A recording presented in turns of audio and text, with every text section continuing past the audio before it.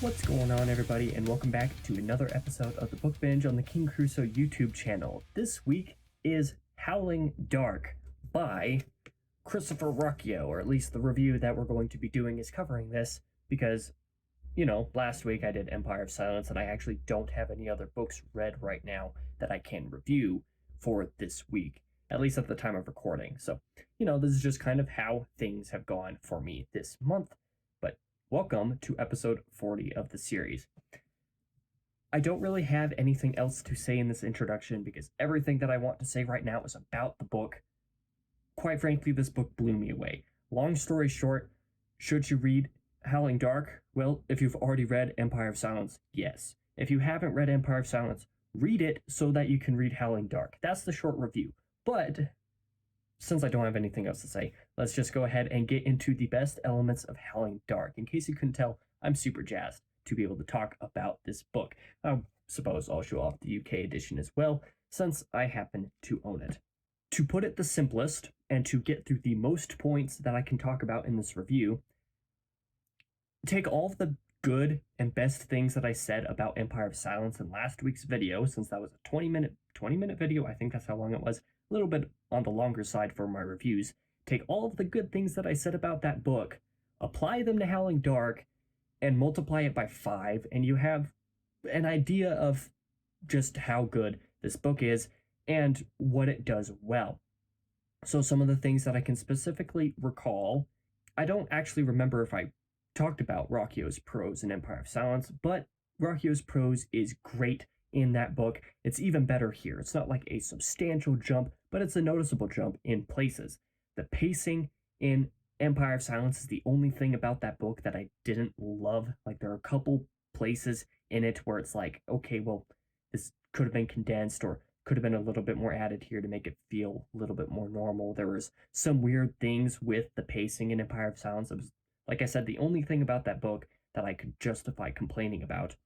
Howling Dark doesn't have any of those problems. No pacing issues. It's 80 pages longer than Empire of Silence, which was itself 580 pages.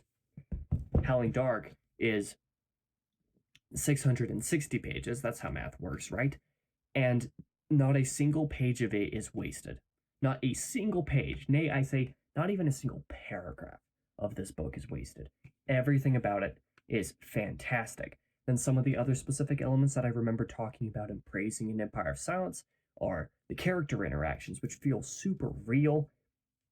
Same thing here, and there are some that are even more powerful than even the ones that I got into the most in Empire of Silence. Some of those are fantastic. The emotional moments, particular in between certain characters, super evocative. I love them. Like, I'm not ashamed to admit that I'm a relatively emotional guy. In terms of personality and stuff, I'm a little bit more neurotic than your typical male is, fall a little bit more on the emotional side of things. So, and emotional moments in books, movies, anything entertainment related, even in real life, tend to get to me super easy. I cry super easy when it comes to entertainment medium. This book had several moments that made me want to. There are some crazy moments in it. Some of the other things that I talked about in the Empire of Silence review were the universe building, kind of the world building, I don't remember if I mentioned lore specifically, but that kind of area of the writing of the book. That stuff was good in Empire of Silence, especially in the beginning. You were able to get a feel for the universe in a way that I mentioned that Dune wasn't able to, because Dune has a couple of planets in it, and then there are a couple other locations in the universe.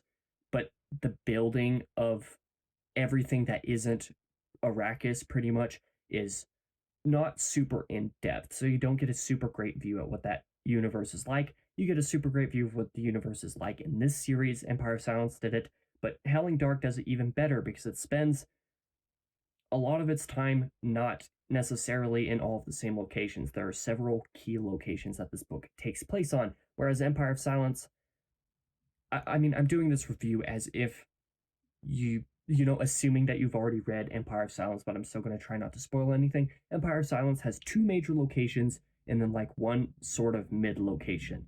And in fact, I wonder if that's actually a little bit of the reason why Empire of Silence's pacing is a little bit strange, is just the fact that it only has a couple main locations and then having to spread out 580 pages into those couple locations has a couple weird pacing issues. Howling Dark has a few more locations, and all of them are different.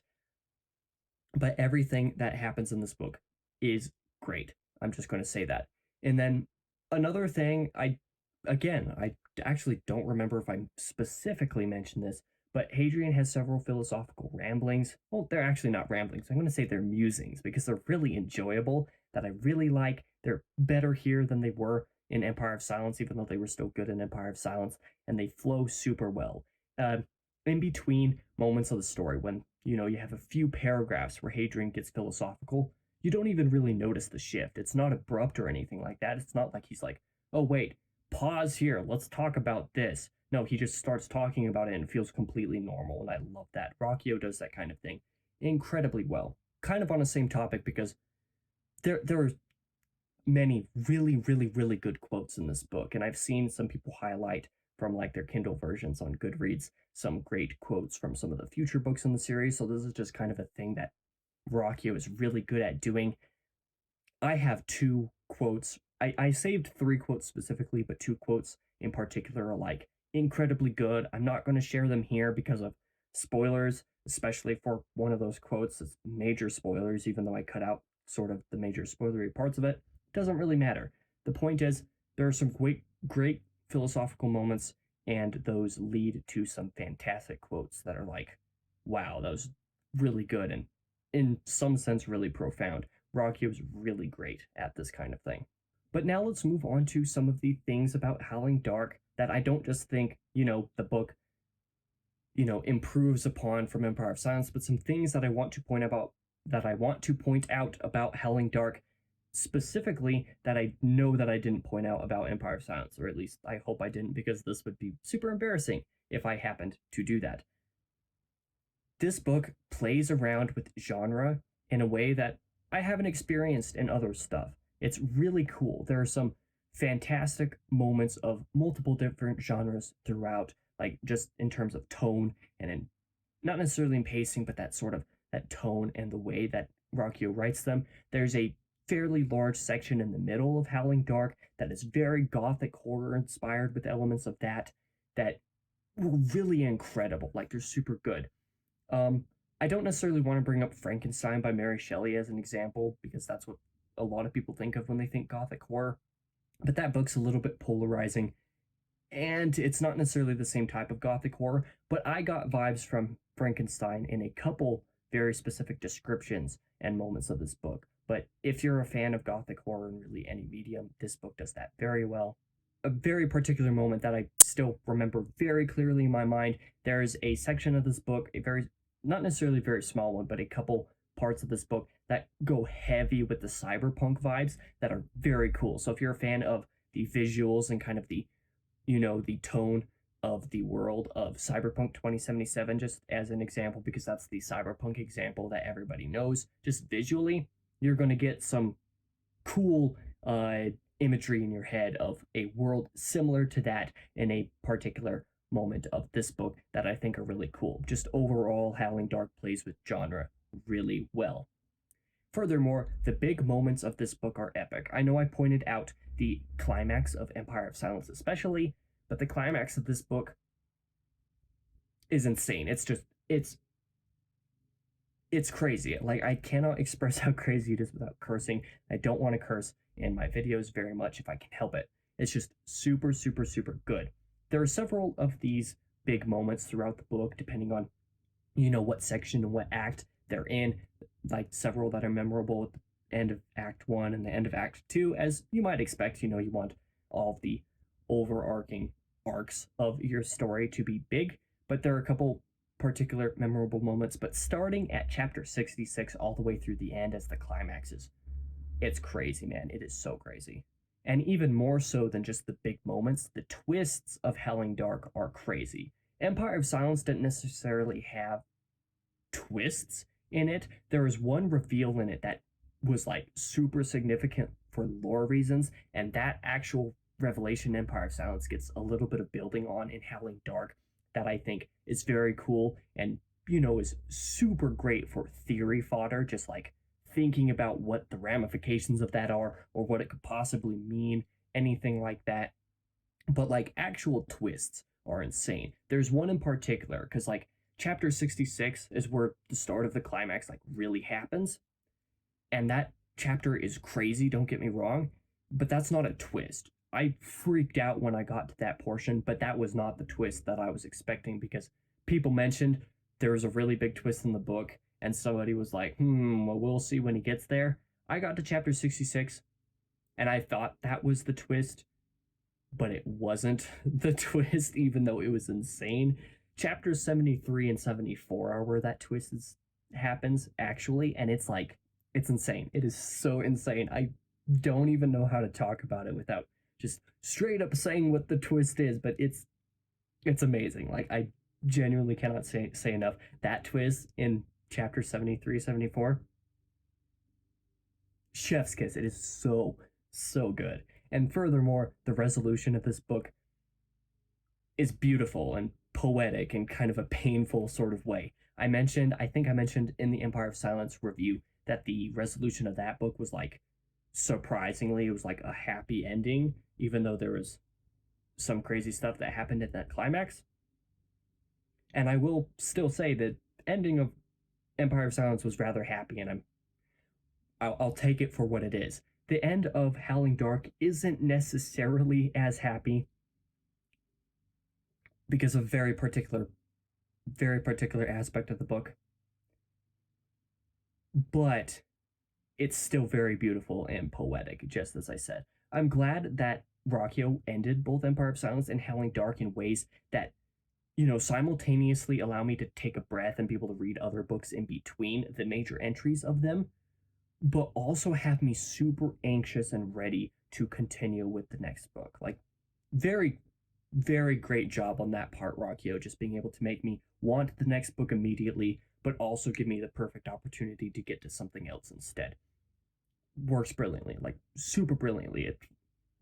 It's honestly kind of like a writing hack for an author in its own way. And now let's talk about the worst elements of Howling Dark.